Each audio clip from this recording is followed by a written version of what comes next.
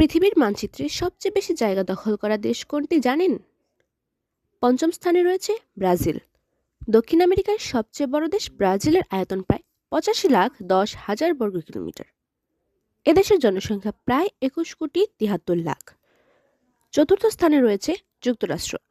যুক্তরাষ্ট্রের আয়তন প্রায় ৯৫,২৫,০০০ বর্গ কিলোমিটার। এদেশের জনসংখ্যা প্রায় ৩৪ কোটি। তৃতীয় স্থানে আছে চীন। চীনের আয়তন প্রায় ৯৫,৯৬,০০০ বর্গ কিলোমিটার।